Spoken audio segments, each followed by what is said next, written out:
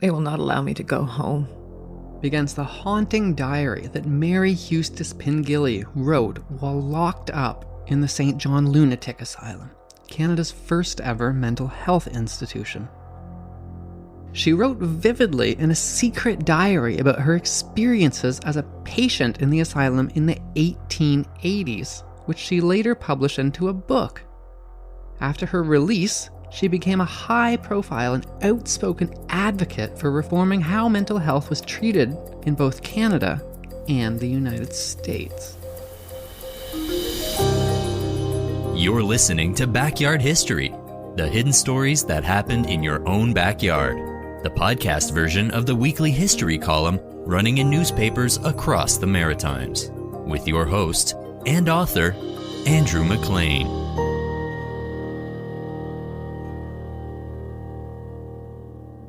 Mary Eustace Pingilly had actually gone willingly to the St. John Lunatic Asylum, accompanied by her two sons, on October 29th, 1883.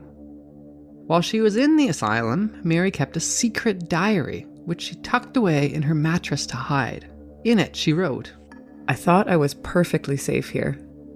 All I need is good, nourishing food, and I know better than anyone else what I require to build me up and make me as I was before I met with this strange change of condition." As her sons checked her into the St. John Lunatic Asylum, Mary caught sight of her reflection in the window. She was shocked. "I can't bear to see myself in the glass. I am so wasted, so miserable.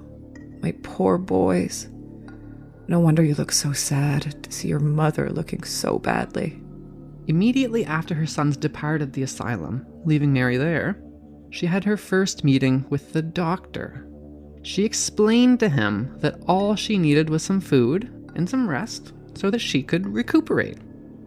However, the doctor didn't react as she expected. I was startled and alarmed when the doctor abruptly stood up and said, "I know better than any other man," and walked out of the room without another word. The morning after my arrival, I begged for milk and a biscuit, but they refused. They brought me a bowl of common-looking soup with a black-looking baker's bread. I refused to eat it. They do not live to coax crazy people here. Mrs. Mills called in her help. They held me back, and she stuffed the soup down my throat. Mary Eustace Pingilly was born into a relatively wealthy family in Connecticut. She moved to St. John after marrying Robert Pingilly in 1847, and together they had a prosperous and well-off life in that large and cosmopolitan Atlantic Canadian port city, where they had a big and healthy family of 5 sons and 1 daughter. Mary's relatively idyllic life came crashing down in a single day, June 20th, 1877. A spark fell on a pile of hay in a warehouse on the docks of St. John at 2:30 that afternoon. In only 9 hours, 2/5 of the entire city burned to the ground in catastrophic inferno, which surrounded the entire harbor. Eyewitnesses described that it looked like even the water itself was on fire. Mary and her family all survived, but they, along with 20,000 other people, lost everything in the fire.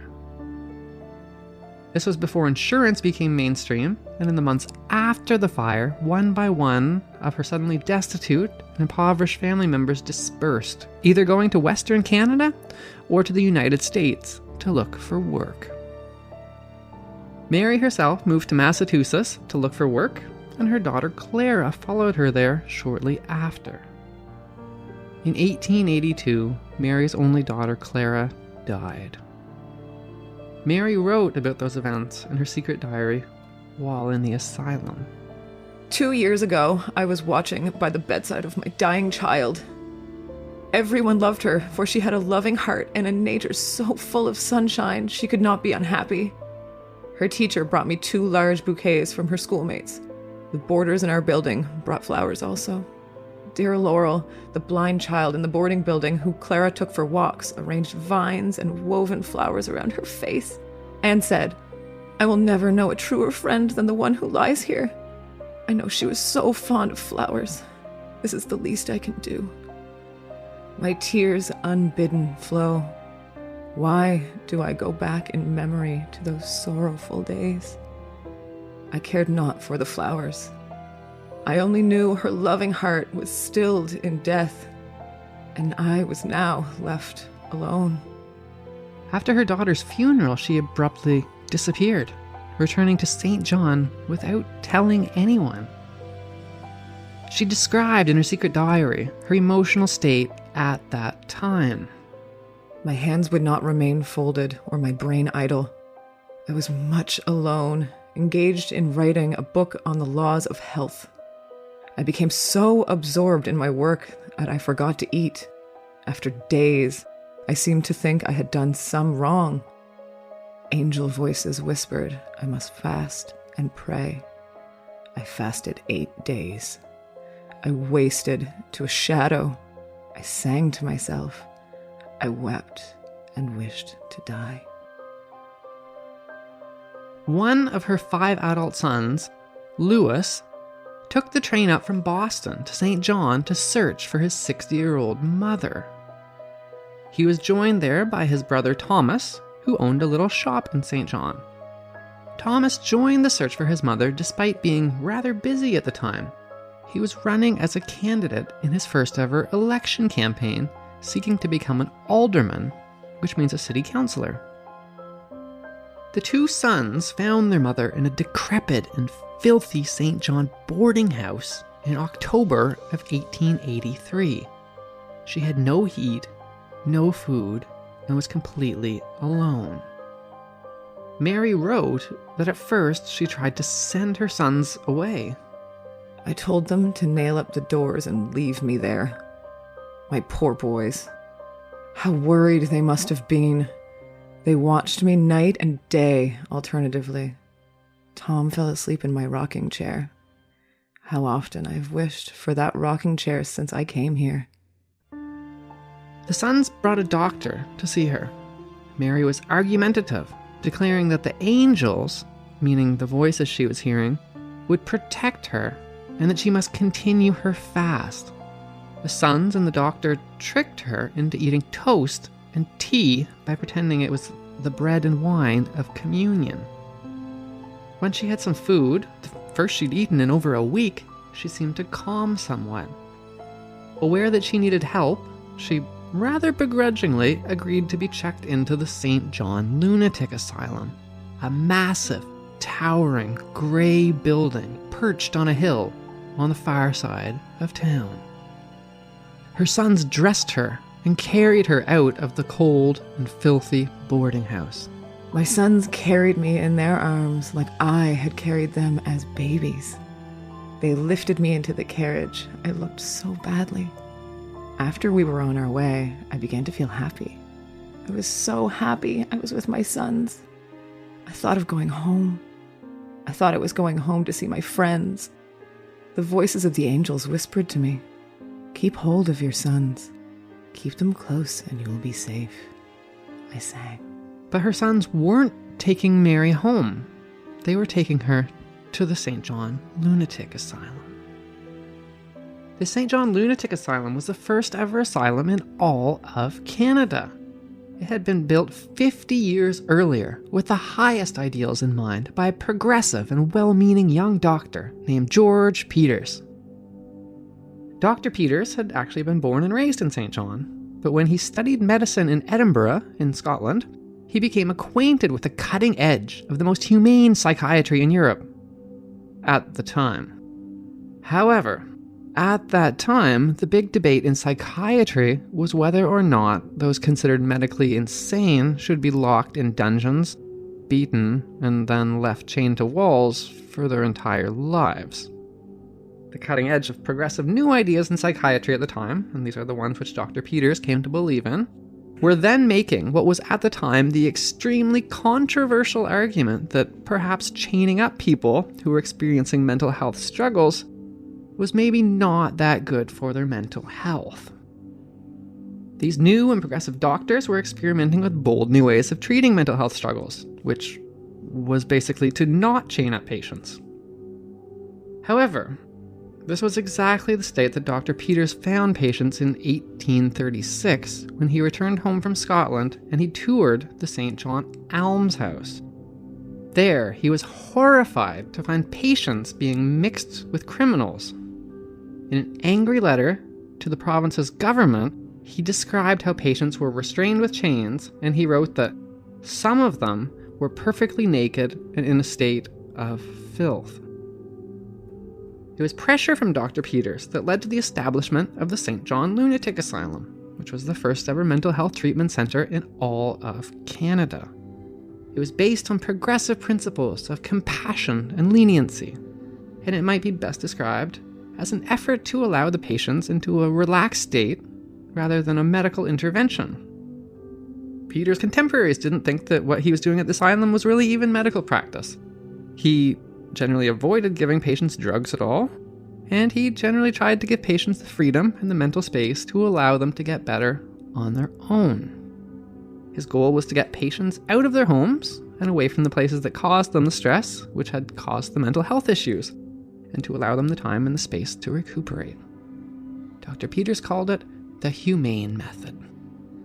Dr. Peters' commitment to the best outcomes of his patients was never questioned, although some did actually question if he was perhaps a little too dedicated to his patients. In 1847, he caused a curious little scandal in St. John when he found that 2 patients in the asylum had caught the severely contagious and extremely deadly disease of smallpox.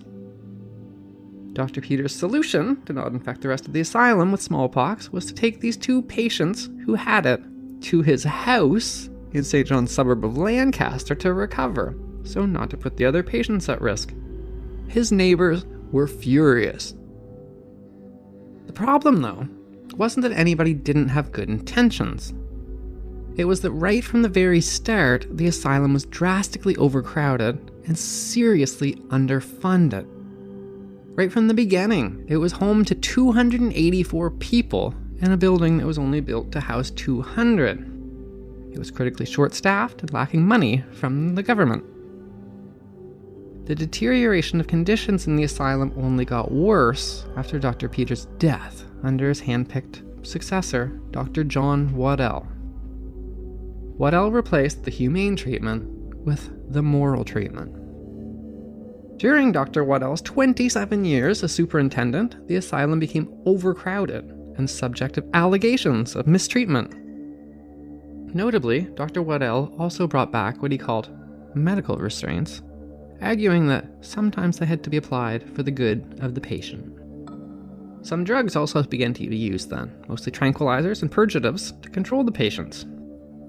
By that time, the asylum was home to nearly double the people it had actually had space to house. Critically short on staff and struggled to have enough funding to cover even basic necessities like food, and frequently ran into coal shortages, meaning there were problems heating the place. Mary wrote extensively about the cold that winter in her diary, although she focused less on complaining about it and more on recounting little tricks that she learned in order to stay warm. I have learned to let the cold air from the radiators to let in more heat. I do it when no one sees me. I love to cheat the nurses. I tell them I will tend by the fire if they will leave the coal by the grate. I draw up the huge, uncomfortable chairs by the fire until the seats form a circle. If the seats get filled up with the other ladies, I add more coal to the fire. I say to myself, we all have the right to the comforts of life. Let us have a nice fire and bask in its comforting rays. I love the heat. It cheers my heart. There is no situation in life, however unpleasant it may be, that does not have some bright spots in it. In 1864, a reporter for the Morning Telegraph newspaper followed Dr. Waddell around for a day. While the reporter gushes over how wonderful the institution is, he also paints a curious portrait of a superintendent who, he says, enjoys his strange life. The reporter recorded several conversations between Dr. Waddell and patients, and it's sometimes difficult to know how to take them, because reading things you can't quite get the tone. And some of these quotes can come off as either playful joking or mean-spirited mocking. For example, in one conversation with a longtime schoolteacher who'd taught kids Latin and Greek for years, he begs Dr. Waddell to let him go home, saying he's cured. The reporter records that Dr. Waddell replied, and this is an actual direct quote from the article, "Pshaw, you're crazy, man. You don't know yourself." Dr. Waddell, though, he was very popular in St. John, where the general public thought he was doing a great job with very limited resources. It does seem that Dr. Waddell did the best he could in a dire financial situation. For example, he established a large farm on the asylum's grounds to grow high-quality fresh food for the patients to try and fill the gaps in funding. In April, when she was in there, Mary recounted a conversation between her and the doctor. It was bathing day on a cold, damp April morning, and no hot air came from the radiators. The doctor came in and I said, "Doctor, can't you send some coal? We're nearly frozen." And he said the coal is all gone. He said he sent for wood, anything, to keep us warm, but nobody was taking the trouble to find it. But after dinner, some coal came. The reporter in that 1864 newspaper article wrote about Dr. Waddell tenderly stroking the forehead of one patient like a mother would a sick child. He records the doctor finding another patient anxiously pacing the floor, and then he went up to her and he locked arms with her and he walked with her, speaking in soothing tones to calm her. Interestingly, in Mary's secret diary, she was very careful not to depict things in simple black and white. And she would frequently highlight people that were doing their best in an overstretched and underfunded system. The most fascinating example of this was Mary's changing relationship with an elderly nurse named Mrs. Mills. When she first arrived at the asylum, Mary hated Mrs. Mills. Mrs. Mills, by the way, was the one who force-fed her on her first day in the asylum. How unkind Mrs. Mills is. Does she think this kind of treatment is good for our health? I begged for milk today, and she can't spare any. She has not enough for the other women, she says. My son Tom gave me some money, but no one would do me an errand outside by buying me milk. I begged Mrs. Mills to buy me an extra quart of milk, but she refused. She said it was against the rules. Later, she complained that another woman, who was blind, had an inflamed eye, and Mary bandaged it up. Mrs. Mills came along and tore off the bandage and threw it on the floor. I told her that wasn't a very Christian thing of her to do. Mary observed and wrote about some of the other women she met. There's a Miss Short here, a fair-haired, nice-looking girl. She stands up and reads the Testament, recites poetry, and tries to play the piano. I don't think her much out of order when she came, but she is now. She's grown so much worse. She tears her dress off, so they have to put leather handcuffs on her wrists so tight they make her hands swell. I said, "Oh, Mrs. Mills, don't you see they're too tight?" She paid no heed, saying, "They don't hurt her any." Mary often wrote about the different people she met in the asylum. Another poor victim has come to our ward today. A black-eyed, delicate-looking girl. She looks so sad. The girl had been living at Dr. William Bayard's house for 3 years as a chambermaid. That is enough to assure me that she is a good girl. When I went to the hall this morning, she was kneeling by the door. She laid her cheek on the bare floor, praying for her sins to be forgiven. She has lost her health in some way. She has transgressed some law of nature. She is so pitiful and sad. How could Mrs. Mills speak so unkindly to her, pushing her with her foot to make her get up? She treats us like naughty schoolboys in need of correction. Gradually, though, Mary and Mrs. Mills began to get along better. That March, 5 months into her stay in the asylum, Mary wrote in her diary, Mrs. Mills now gives me a glass of milk at bedtime with 1 soda biscuit. It is against the rules, but she now does the same for the others as well. This is the only luxury we have here. It is because I have tried to make her think of us as her children. We are but poor little children left in her care. By her 6th month in the asylum, however, Mary had a remarkable change of heart about her old arch-nemesis, Mrs. Mills, writing, Poor Mrs. Mills has served 32 years here. She has become hardened to her surroundings, as anyone would. She is too old a woman. She has seen too much. She works so hard for such an old woman, but she is no longer fit for a nurse. If she were a soldier and had served her country for that long, she would have been entitled to a pension. Just like Mary ultimately didn't blame Mrs. Mills for her condition, the government's lack of funding is also not necessarily quite that black and white either. During the 1830s and 1840s, New Brunswick experienced an explosion of immigration, mostly poor and literally starving immigrants fleeing the Irish potato famine. The government had many priorities competing for very little money. St. John Lunatic Asylum, remember, this was the first ever asylum in all of Canada, and regardless of its shortcomings, was vastly more advanced and offered far better care than anything else in the whole country at the time. But on top of this, there were 3 other massive infrastructure projects underway in St. John alone at the time. There was a hospital, a prison, and an almshouse, which means a home for the poor, all competing for very little money. You might be able to make the case, actually, that the provincial government back in the 1830s invested more in mental health care than even today, relatively speaking. And for all of its faults, the St. John Lunatic Asylum could have been much worse. While Mary was in the asylum in St. John, a scandal was breaking out over an asylum in Massachusetts, where Mary had recently been living, and that was actually where Mary's mental health struggles really had dramatically increased. At the time, Massachusetts' governor was accusing the Tewksbury Asylum in that state of everything from doctors and nurses embezzling money that was supposed to be going to patients' care, to staff selling the patients' clothes, to, and this is dark, selling the bodies of dead patients to medical schools for a profit, and of the tanning of patients' dead bodies' skin and using it to make shoes which are being sold in markets in Boston. So there were definitely worse asylums around, and you didn't have to go that far to find them. If the timing were slightly different, Mary might have ended up in the Tewksbury Asylum herself. But as for Mary, though, her treatment by the nurses and doctors in the asylum improved very suddenly on April 3rd, 1884. A cynical person might think that this seems awfully coincidental with her son Thomas having the night before won the election that he was running in. Dr. Steeves came in this morning and congratulated me very pleasantly that my son was elected alderman. My new room is carpeted and furnished well. He was a little more social than usual, so I suggested he bring me some blackberries in from the field. He said yes.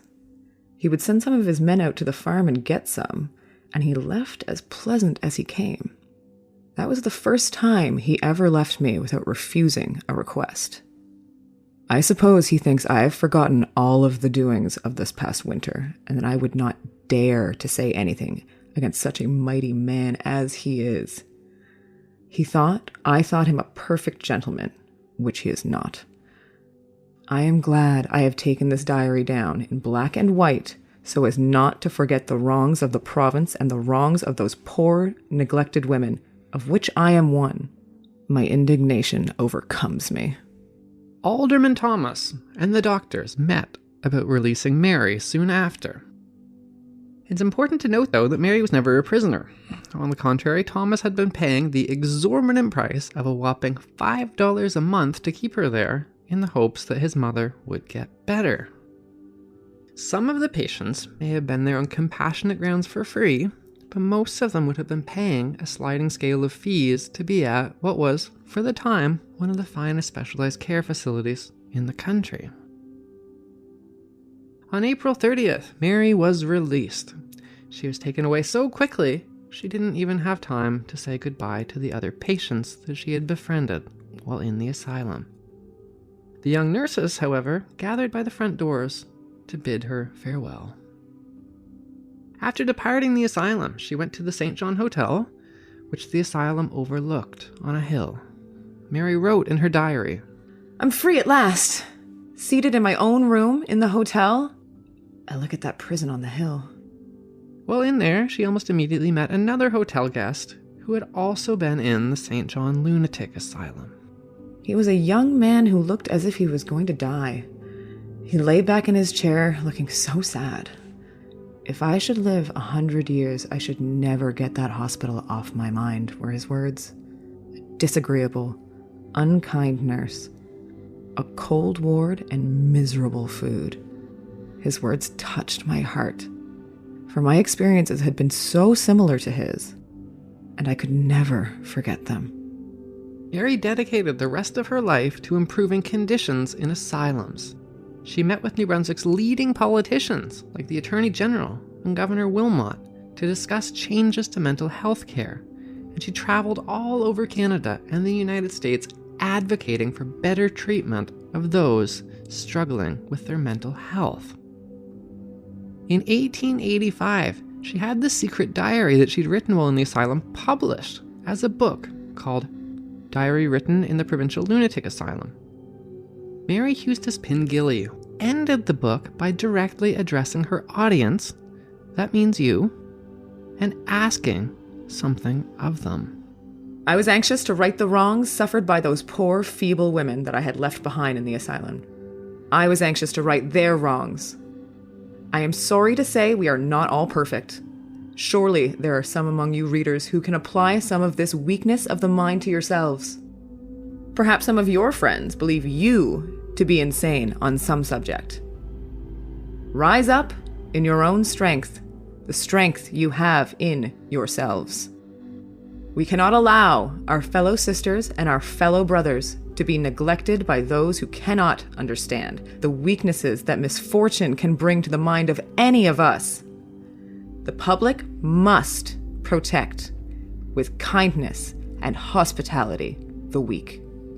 Let me here entreat the readers, wherever this little diary may find them, who, I hope, use these words for the benefit of suffering humanity, remembering that we are all children.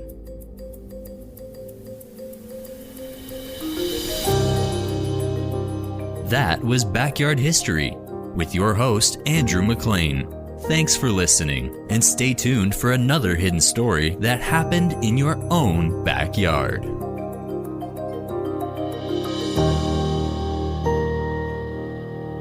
Produced by Jordan Lozier.